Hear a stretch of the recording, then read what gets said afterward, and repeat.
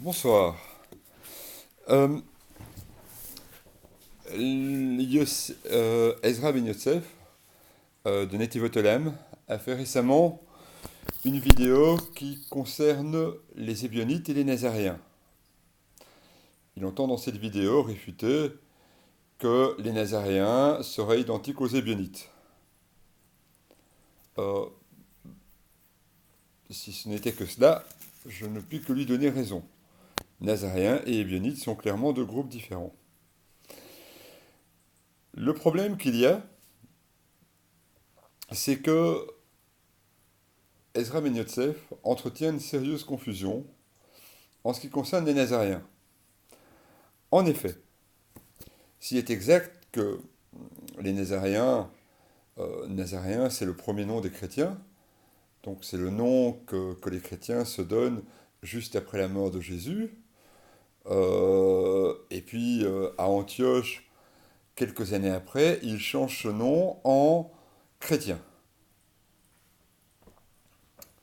Le problème, c'est que ce n'est pas de ces Nazaréens-là qu'il parle. Il parle en réalité d'un groupe de juifs qui vivaient au début du IVe siècle et probablement qui ont existé, qui ont perduré jusqu'au Ve, qui étaient à la fois des juifs qui observaient les commandements et qui croyaient que Jésus était le Messie et qu'il était Dieu et qu'il n'était pas loin ou de croire en la Trinité, même si ça reste quand même discutable, ou en tout cas que ça peut être en discussion. Alors, ces Nazaréens euh, ne sont pas les Nazaréens de l'époque de Jésus, ou les Nazaréens qui suivent la mort de Jésus. Il s'agit d'un groupe qui s'est constitué à une époque tardive. Ce groupe n'a évidemment pas de rapport avec les Ébionites. Mais il n'existe aucune preuve non plus que ce groupe serait l'héritier de la doctrine originelle des évangiles, originelle du Nouveau Testament. En effet, ces gens, pour autant qu'on puisse le savoir, sont somme toute des chrétiens parlant hébreu. Paul dit que nous devons venir au Christ dans la manière dont nous sommes venus, enfin dans la manière dont nous étions. Donc si nous sommes païens, ben, si nous sommes incirconcis, et ben, nous devons rester incirconcis. Et si nous sommes circoncis, observons les commandements, ben, on doit continuer à observer les commandements. Ça paraît très logique, c'est pas réellement une matière, c'est pas réellement une église très répandue, mais en tout cas, elle a existé, ça, il n'y a pas de doute.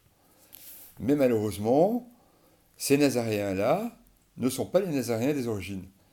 Ezra Ben Yosef peut le croire, mais il n'y en a strictement aucune preuve. En effet, toutes les recherches qui ont été faites au niveau scientifique constatent que la première chose qui a été diffusée après la mort de Jésus, c'est un recueil de paroles de Jésus. J'ai bien dit, non pas une vie de Jésus, non pas les miracles de Jésus, non pas la résurrection de Jésus, mais simplement les enseignements. La seconde chose qui aurait été diffusée, c'est une voix, c'est-à-dire quelque chose qui ressemblerait à la didaché. Puis seulement, dans les années 30, 40, 50 ans après sa mort, sont venues les premières vies de Jésus.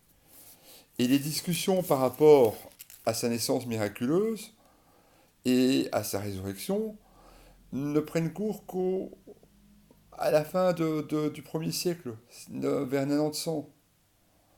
Donc bien plus tardivement. Ici, j'ai un livre, Les Ébionites, les disciples de Juifs de Jésus, du 1er siècle à Mahomet, recherche sur le mouvement ébionite de Dominique Bernard, qui est très bien fait. Et il admet quand même qu'au sein du christianisme, il y a eu des évolutions doctrinelles. Les Ébionites, ce sont simplement des gens qui ont refusé de suivre les doctrines de Paul, qui mettaient fin au commandement, et qui ont encore plus refusé de suivre la doctrine de l'évangile de Jean qui déifiait Jésus. Pour les chrétiens, tout cela est lié. Mais au 1er siècle, au début du mouvement chrétien, tout cela n'était pas lié. Ceux qui étaient les disciples qui vivaient autour de Jacques de Jérusalem, de Jacques le Juste, ben, en fait, tout ce qu'ils connaissaient, c'était les paroles de Jésus, c'était ses enseignements, euh, mais ils ignoraient totalement la plupart des dogmes chrétiens tels que nous les connaissons. Les Ébionites sont donc probablement ceux qui sont restés le plus fidèles à l'enseignement originel. Ce n'est pas, eux n'ont pas dévié, c'est le christianisme tel que nous le connaissons qui a dévié. Bon, alors, il est évident que on peut pas, on a des évangiles, on a des textes canoniques, mais il est évident que on ne peut pas prouver. On peut simplement commencer à faire des recherches et étudier. Quand on essaye de fouiller dans les évangiles, bah, qu'est-ce qu'on trouve? On trouve pour les synoptiques, Jésus est mort le 15 Nissan. Et pour Jean, Jésus a été exécuté le 14 Nissan, un jour de différence. Si vous prenez la partie préliminaire de Matthieu et de Luc, et pour Matthieu, Jésus est né vers -5, -6. Et pour Luc, il est né au moment du grand recensement, c'est-à-dire vers 6. 12 ans de différence. C'est quand même pas négligeable. Si vous voyez toutes sortes de petits détails quand vous prenez en fait un synopsis des évangiles et que vous analysez chaque épisode, chaque mot, etc., vous constatez qu'il y a d'énormes différences de compréhension. Par exemple, les épis arrachés, dans un cas c'est pour jouer, et dans un autre c'est parce qu'ils ont faim. C'est pas du tout la même chose. Euh, donc, quand on analyse le texte, même grossièrement, on constate des différences. Des gens comme Émile Boimard, qui est un des plus grands spécialistes de la critique textuelle des évangiles, et qui est même la personne qui a fait l'intro à Vatican II, bah, lui-même, il estimait que le premier évangile ne comportait pas la mort et la résurrection de Jésus. Parce que, quand on analyse ce texte, malheureusement, c'est bourré de problèmes qu'on ne voit pas. Parce qu'il s'agit en fait de formes de grec qui ne devraient pas être utilisées là, d'erreurs, etc. De choses extrêmement complexes. Mais lui constatait que il y avait plusieurs mains qui avaient travaillé à la mort et la résurrection de Jésus. Alors que la grande majorité de l'évangile de Luc, par exemple, a été composée par une main. Mais quand on arrive à la fin de l'évangile, et au début, là, on a plusieurs mains. Idem pour l'évangile de Marc. Je ne connais pas les recherches de Boimard sur l'évangile de Matthieu, mais il y a gros à croire que c'est probablement la même chose. Plusieurs mains qui ont travaillé. Donc, euh, M. Ezra Ben Yosef refuse en fait toute forme de critique textuelle. Ensuite, quand il s'agit de parler des Ébionites, donc il n'a pas une vision évolutive du christianisme, et en définitive, ce qu'il défend, bah, c'est seulement du christianisme à tendance hébraïsée. C'est gentil, c'est bien, mais il n'y a aucune garantie que ce soit l'enseignement originel de Jésus. En tout cas, toutes les recherches qui sont menées vont quand même plus dans le sens que, à l'origine, Jésus était un messie humain, comme l'enseignaient les Ébionites. Le fait que la puissance messianique existe indépendamment de Jésus, euh, on peut finalement retrouver ça dans les paraboles d'Enoch. En effet, le Fils de l'homme, en fait, n'a pas de manifestation humaine, mais il se révèle aux élus. Il demeure caché pour l'ensemble de l'humanité, mais quelques hommes en ont quand même la connaissance. L'absence de méthode critique pour Ezra de Guéron, pour Ezra Ben Yosef, pardon, euh, en fait, se voit aussi quand il cite le chevalier Drac. Alors, le chevalier Drake est un rabbin qui s'est converti au christianisme au XIXe siècle. Euh, à partir de ses études kabbalistiques, il s'est dit, en étudiant le Zohar, que Jésus était le Messie. Et malheureusement, il s'est converti pour de mauvaises raisons. En effet, le Zohar n'a pas été écrit par Shimon Bar Yochai, comme on le dit habituellement, mais a été composé par Moïse de Léon, un rabbin qui vivait au XIIIe siècle. Ce rabbin, Moïse de Léon, a écrit son Zohar dans une perspective pour lutter contre l'influence de Maïmonide. Je ne vais pas entrer dans les détails. Tout le système qu'il a constitué, en fait, si Maïmonide se référait à Aristote dans la philosophie grecque, eh bien en réalité, le Zohar suit tout simplement les opinions des néoplatoniciens. En effet, le néoplatonisme, même s'il a disparu en tant qu'école, a continué à survivre à travers les écrits comme les éléments de théologie de Proclus, la pseudo-théologie d'Aristote, le Liber de Causis, qui sont autant de sources du Zohar. Le problème, c'est que la philosophie néoplatonicienne a largement irrigué la théologie chrétienne. Donc à un moment donné, tous les concepts trinitaires, etc., vont se retrouver sous une forme à peine différente dans le Zohar. Parce que tout simplement, ils se sont servis du même vocabulaire, des mêmes philosophes, des mêmes textes. Ils aboutiront donc à un résultat similaire. C'est ce qui a poussé le rabbin Drake à devenir chrétien. C'est une erreur. Il n'a pas, s'il avait compris que le Zohar ne datait pas de l'Antiquité, mais datait du Moyen Âge, probablement qu'il ne serait jamais devenu chrétien. Parce que et toutes les ambiguïtés que le Zohar pourrait contenir au niveau de la Trinité auraient été levées. Donc, prétendre que la Trinité aurait été connue par les Juifs de l'Antiquité est faux. C'est simplement faire fi de toute la recherche moderne qu'il y a eu sur les kabbalistes, particulièrement par Gershom Scholem, dont je signale d'ailleurs que dans son cours à l'Université de Jérusalem, il avait annoté son exemplaire du Zohar, et il avait noté toutes les références à Maïmonide. En effet, le Zohar est bourré de références à Maïmonide, non pas pour l'approuver, mais pour en fait le combattre. Et on retrouve de toutes petites phrases qui en fait se réfèrent au guide des égarés, etc. Donc, prétendre que la Trinité, comme il le fait, était connue par les Juifs de l'Antiquité, c'est évidemment bien entendu faux. On pourrait dire le christianisme, celui qui a envie de croire que le christianisme de Jésus, qui a été enseigné juste après sa mort, est le christianisme que nous connaissons, il peut le croire. Mais il doit quand même savoir que toute la recherche qui a été faite mène à des enseignements différents. Jésus a d'abord été un sage qui enseignait des disciples, à la fois non-juifs et juifs. C'était aussi un faiseur de miracles, ça certainement. C'est quelqu'un qui vit dans la proximité divine.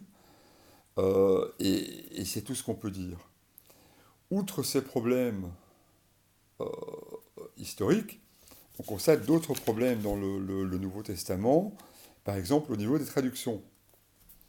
Si vous prenez Fils de Dieu, Fils de Dieu, en grec, ça veut dire Fils de Dieu. Ça veut dire qu'une personne a une filiation divine. Ça veut dire que son Père est physiquement Dieu, réellement Dieu. Mais en hébreu, Ben Halorim, ça veut dire que c'est quelqu'un qui est proche de Dieu. Ça veut dire que c'est quelqu'un qui qui vit comme un ange. Ça n'a rien à voir avec une filiation. Et on a effectivement tous ces problèmes qui ont joué au moment de la traduction de la Bible et des écrits chrétiens en grec, c'est que les Grecs ont compris autre chose dans la littéralité du texte que ce qu'ils auraient dû comprendre. Il est évident que pour les Grecs, être fils de Dieu, c'est possible. En effet, Hercule était réellement fils de Zeus. Euh, Énormément de légendes circulent sur l'empereur Auguste, qui affirmait qu'en réalité, Auguste, la mère d'Auguste, avait été visitée par Zeus, et que Auguste était en réalité le fils réel de Zeus. Bien entendu, de telles choses sont impensables en monde juif. Adonai n'a pas de fils au sens littéral du terme, mais tous les hommes sont les enfants de Dieu. C'est donc de bien autre chose qu'il s'agit. Euh, Ces problèmes ne sont pas les seuls. Je parlais de la Trinité il y a quelques instants. Si on étudie la perspective trinitaire du christianisme, on constate qu'il y a le Père, le Fils, identifié au Logos, et l'Esprit Saint. Alors, le problème qu'il y a, c'est que Logos et Esprit Saint se réfèrent tous deux au roi Elohim. Donc c'est un mot, roi Elohim, c'est l'Esprit de Dieu, le souffle de Dieu en hébreu. Mais le problème, c'est que quand on a traduit, euh, roi Elohim, on l'a traduit en général par Pneuma Agion, donc l'Esprit Saint. Malheureusement, pour les Grecs, Pneuma n'a pas le même sens que roi qu'en hébreu. En hébreu, roi désigne la personnalité, ça désigne le monde spirituel, ça désigne euh, l'intelligence divine, la manière dont Dieu communique la compréhension des choses à l'homme. Tous ces sens sont totalement inconnus en grec. Pour les Grecs, le pneuma, c'est quand on fait chauffer de l'eau et qu'il y a de la vapeur qui s'élève, ça c'est du pneuma. L'air que vous respirez, c'est du pneuma. Donc pour les Grecs, c'est une toute autre conception. C'est proche. Ces sens existent aussi en hébreu, mais l'hébreu a aussi d'autres sens. Et donc à un moment donné, les Juifs d'Alexandrie ont préféré, pour décrire le processus cognitif de l'Esprit Saint, du roi Elohim, parler de logos.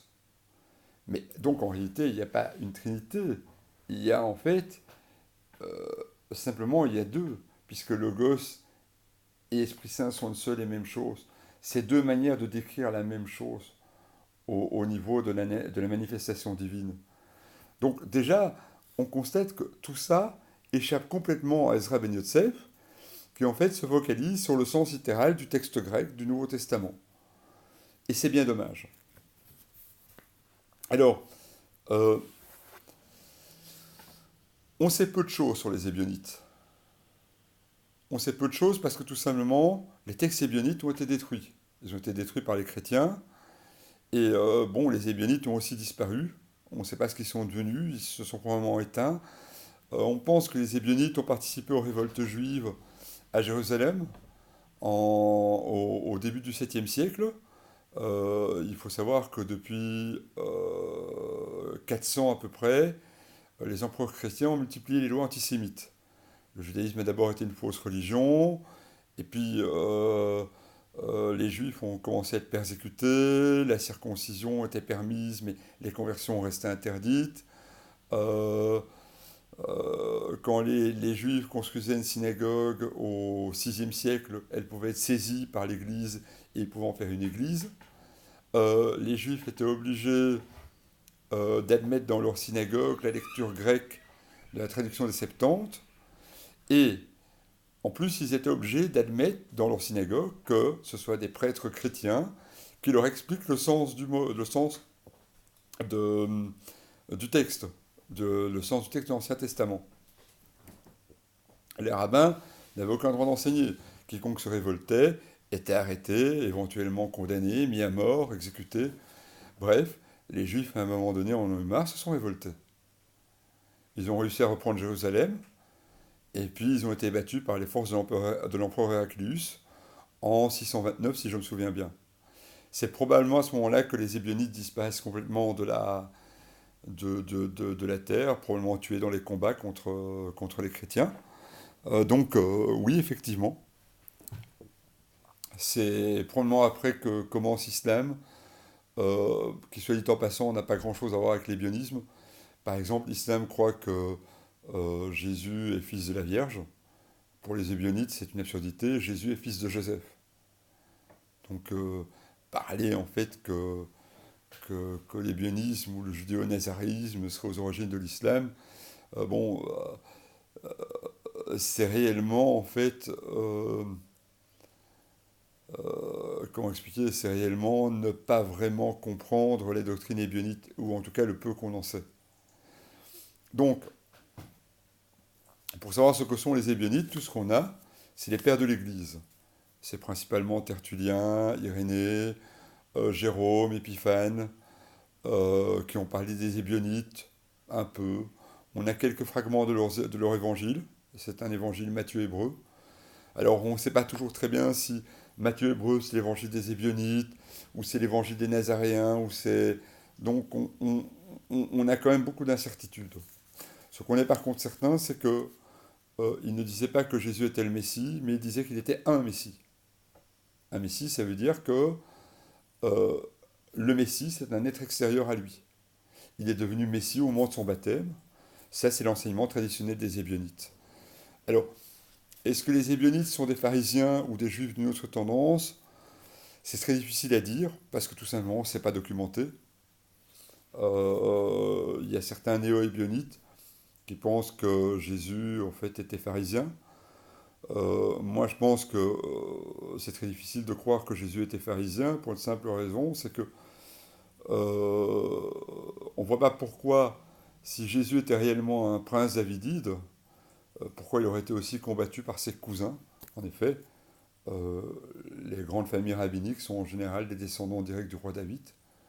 Donc, ils savent tous que l'un d'entre eux donnera le Messie un jour ou l'autre, mais ça pourrait être Jésus, ça pourrait être un autre. Donc, c'est étonnant cette opposition si Jésus était bien pharisien. Certains points, certaines opinions de Jésus le rapprochent de Hillel, d'autres de Shammai et d'autres encore des Esséniens. Moi, j'aurais plutôt tendance à penser que Jésus était essénien pour une raison simple. On a retrouvé des textes esséniens. On constate qu'ils s'opposent à deux groupes, l'un appelé Éphraïm et l'autre appelé Manassé. On a clairement identifié Éphraïm comme étant les pharisiens, les rabbins. On a clairement identifié Manassé comme étant les prêtres corrompus, les sadducéens.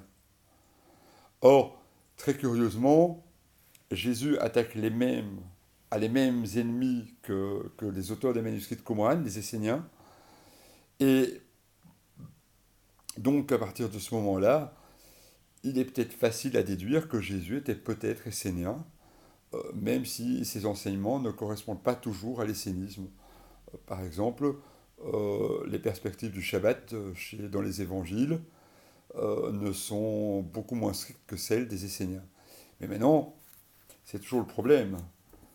On a des textes qui sont fortement réécrits. Donc en réalité, on ne sait pas vraiment ce que Jésus disait réellement par rapport au Shabbat. Puisque bon, les chrétiens ont quand même écrit des textes dans une perspective euh, partiellement anti-juive, mais surtout pour s'opposer à la conversion au judaïsme. On constate que euh, c'est vraiment étonnant quand on lit tout le Nouveau Testament, c'est surtout, il ne faut pas devenir juif. Il ne faut pas vous convertir au judaïsme, c'est vraiment pas ce qu'il faut faire. C'est tout le Nouveau Testament, c'est ça. Et pourtant, à côté de ça, on a quand même des passages qui sont étonnants. Par exemple, bon, dans l'évangile de Luc, on a la parabole des ouvriers de la dernière heure. Elle est donnée abruptement, il n'y a pas d'explication ni avant ni après.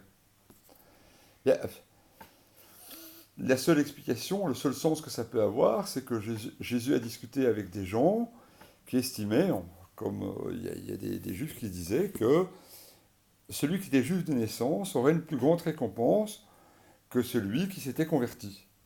Et Jésus leur dit, bah non, la parabole est claire, que tu aies travaillé 12 heures ou 1 heure, la récompense est la même, le paiement est la même.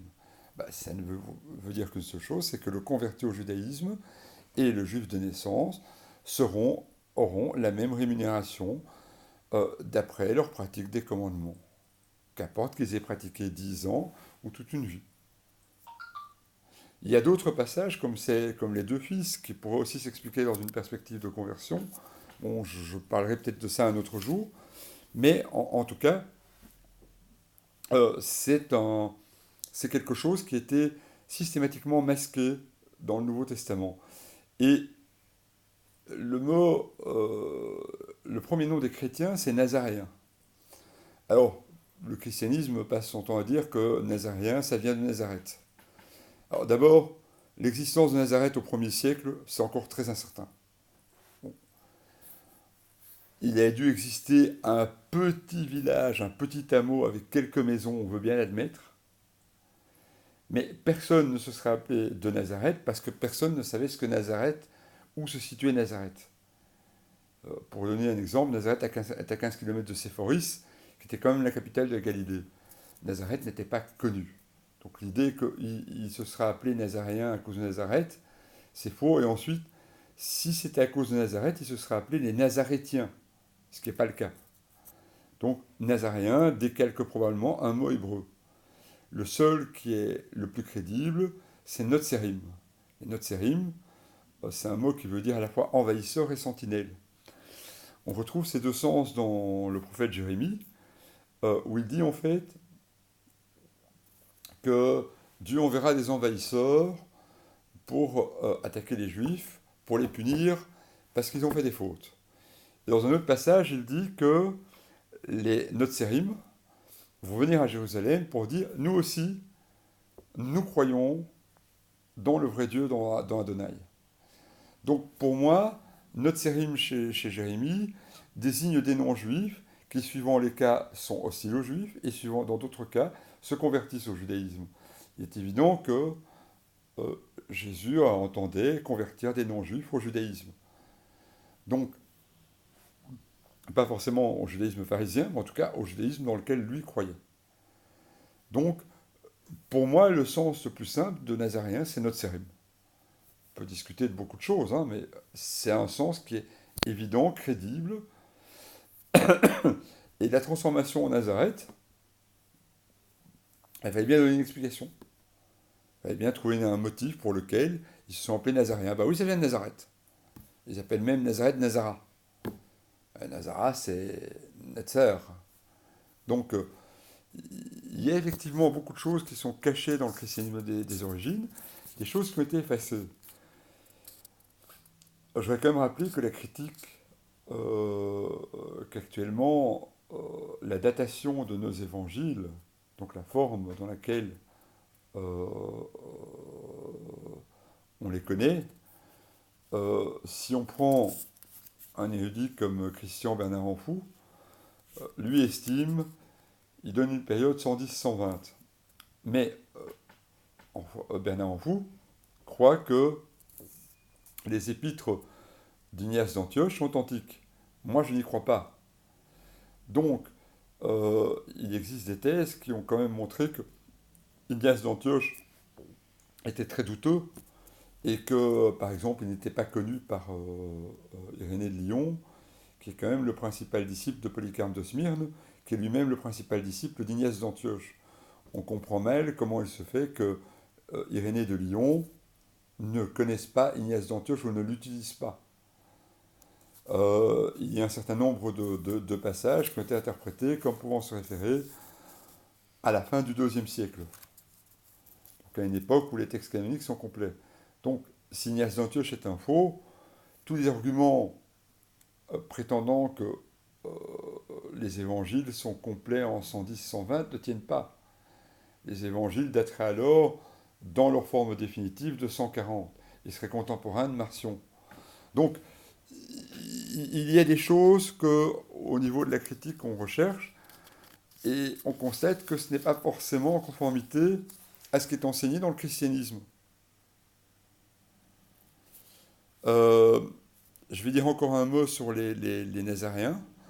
Alors, les Nazaréens dont parle Ezra Ben Yotzef, donc je dis c'est une secte un peu particulière. Alors, ils avaient aussi une croyance qui était assez étonnante, c'est qu'ils croyaient que la généalogie de Luc était en réalité la généalogie de Marie, et qu'ils la lisaient différemment, comme moi d'ailleurs, je la lis différemment, mais je pense que c'est la généalogie de Yosef. En réalité, il faisait de Marie l'héritière du monde sacerdotal. Pour eux, Marie, en fait, Jésus appartenait à la famille asmonéenne par sa mère. Donc, je développerai ça une autre fois, mais en tout cas, il y a matière à discussion. Mais les Nazaréens du IVe siècle, qui sont connus par Épiphane, ce sont simplement des chrétiens juifs, et ils n'ont rien à voir avec les Nazaréens des origines. Quant aux Ébionites, je dis, bon, bah, c'est une étude comme celle-ci, elle fait 1000 pages, 1200 pages quasiment, et elle donne presque exclusivement la parole au père de l'Église. Donc, et même là, il y a très peu de renseignements. Donc il faut bien se rendre compte qu'on a peu de renseignements sur eux. Mais personne aujourd'hui ne peut prétendre avec une absolue certitude que le véritable christianisme, ce n'est pas eux qui n'en étaient pas les héritiers. En effet, les Ébionites sont sans l'ombre d'un doute les héritiers de la communauté de Jérusalem qui vivait autour de Jacques le Juste, le frère de Jésus. Donc, il y a matière à réflexion. Et bon, je vais pas éterniser. Je ferai un jour quelque chose de peut-être de plus développé sur l'ébionisme. Donc, entre autres avec les fragments des évangiles, j'y discuterai. J'essaierai de les présenter. Mais ici, seulement une réponse.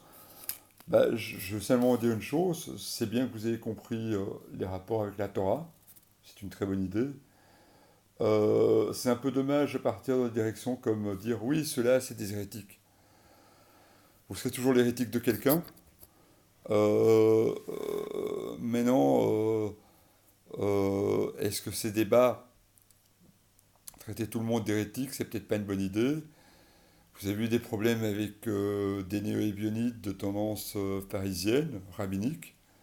Je vois de qui vous parlez, moi-même eu des discussions avec eux assez orageuses. Donc, on a tous des opinions,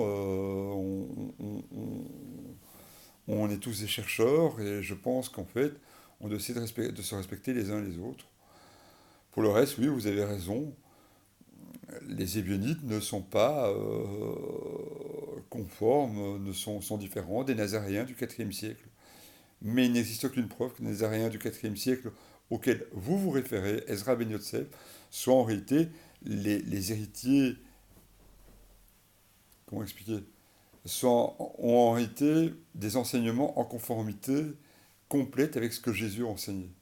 Vous pouvez avoir envie de le croire, mais moi, personnellement, je n'y crois pas. Je vous remercie, bonsoir.